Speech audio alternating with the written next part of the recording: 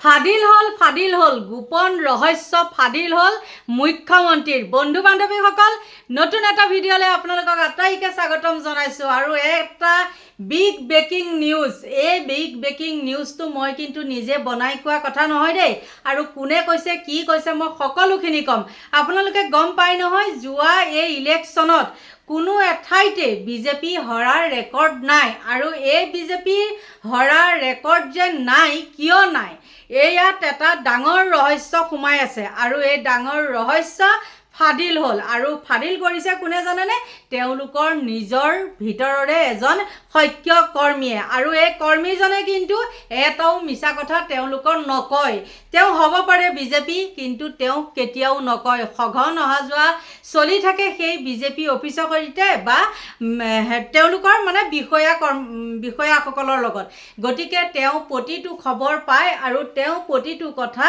মন্ত্ৰী এমএলএ সকলে শুনে আৰু কি কথা আপোনালোকক মই ক'ম কাৰণ তেওঁ ফেচবুক পেজত দিছে যে মুখ্যমন্ত্ৰীক মই ইয়াৰ আগতেই কৈছিলোঁ আৰু ইলেকশ্যনৰ আগতে অৱশ্যে এই যুৱকজনে কি কৰিছিলে এটা ফেচবুকত পোষ্ট দিছিলে আৰু পোষ্টটো আছিল এনেকুৱা তেওঁ আগৰ পোষ্টটোৰ কথা নকওঁ মই বৰ্তমানৰ যিটো পোষ্ট দিছে মই সেইটো কথা কওঁ আৰু যিখিনি কথা যুৱকজনে কৈছে কিন্তু একেবাৰে সঁচা কথা কৈছে আপোনালোকে চাওকচোন মুখ্যমন্ত্ৰীক কোনেও দেখিব নোৱাৰে কিন্তু দেই চাব কোনেও দেখিব নোৱাৰে চবেই একদম কেটকেট হেন কৰি থাকে আৰু যেতিয়াই নেকি ওচৰলৈ পাই যায় মুখ্যমন্ত্ৰীৰ গাত যেন একেবাৰে জঁপিয়াই পৰিব যে মুখ্যমন্ত্ৰীক খায়ে পেলাব তেনেকুৱা ধৰণৰ কথা ময়ে কিমান কি কথা কওঁ নহয় জানো কিন্তু মুখ্যমন্ত্ৰীৰ দেখোন কিবা এটা নিউজ চালে বা কিবা এটা ভাল কাম মানে কি কিবা এটা কৰাৰ লগে লগে যেতিয়া তেওঁ মুখখন চোৱা যায় তাত তেনেকুৱা কিছুমান কথা কৈ দিয়ে আৰু তেওঁৰ প্ৰতি কি হৈ যায় একদম মানে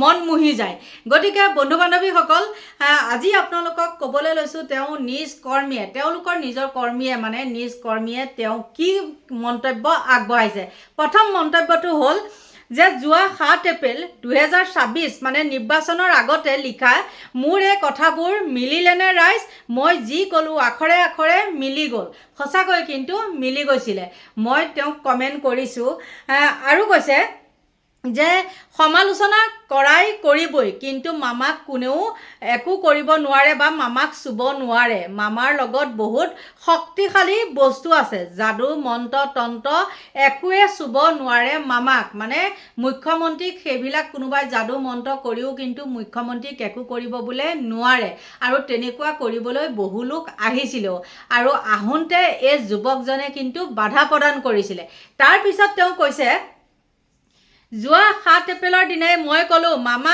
আকৌ মুখ্যমন্ত্ৰী হ'ব হৈ গ'ল মামাৰ লগত বস্তা কি ব্ৰহ্মা নেকিটো কবচ আছে কোনেও কাটিব নোৱাৰে মামাৰ লগত ৰাজমোহিনী আছে য'ত সকলো মুহি পেলাব পাৰে মোৰ কথাবোৰ সকলোৱে হাঁহে কিন্তু সঁচা কথা কওঁ এইখিনিতে মই এটা আপোনালোকক কথা কওঁ মই এতিয়া কোন কি হয় নকওঁ আৰু এসময়ত যেতিয়া কংগ্ৰেছ দলৰ মানে জিলা কংগ্ৰেছ দল প্ৰথমতে তেওঁ কাউন্সিলাৰ খেলিলে তাৰপিছত কি হ'ল জিলা পৰিষদত তেওঁ জিকিলে আৰু মোৰ ভিডিঅ' হয়তো চাই থাকিবও পাৰে দেই মই নাম নকওঁ এতিয়া তাৰপিছত কি হ'ল জানেনে তেওঁ কিন্তু পঢ়া শুনাও নাই যদিও মানে কি হ'ল তেওঁ জিলা পৰিষদত যোৱা মানে আৰু কংগ্ৰেছৰ দিনত দেই তেওঁ চাকৰি বাকৰিবিলাকো মানে দিব পৰা হ'ল আৰু একো পঢ়িব কৰিবও নাজানে মানে চকী এখন থাকে এই গোল যে এনেকৈ ঘূৰণীয়া চকী ঘূৰি থাকিব পাৰে তেনেকুৱা চকীখন তেওঁ পালে আৰু ব্লকত পোৱাৰ পিছত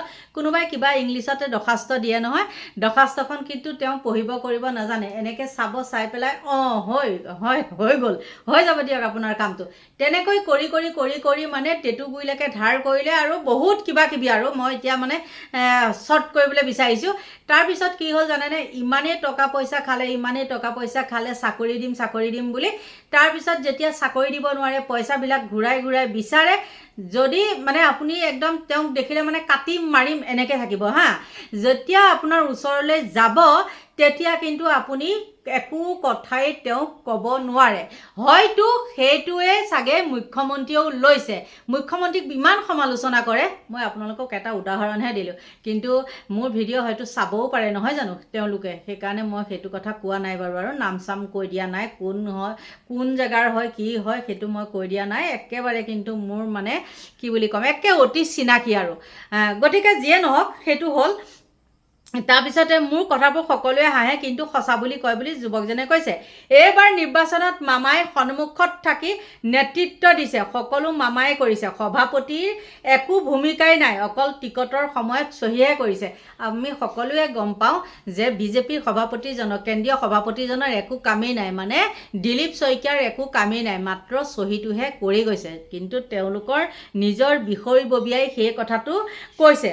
তাৰপিছতে ক'লে মামাই এইবাৰ ৰজাৰ দৰে শাসন চলাব পাৰে, সম্পূৰ্ণ পাৰিবও, কাৰণ তেওঁ এইবাৰ কাৰুকাৰ্যটো অকণ বেলেগ দেখিছোঁ, সম্পূৰ্ণ। কিন্তু মামাই এইবাৰ বেছি মহিলাসকলৰ লগত চেলফি উঠি ফুৰাত কমাই দিলেই হ'ব, অলপ গহীন হ'লে ভাল হ'ব, বাকী 5 বছৰ ভালে যাব, একো বিপদ নাহে।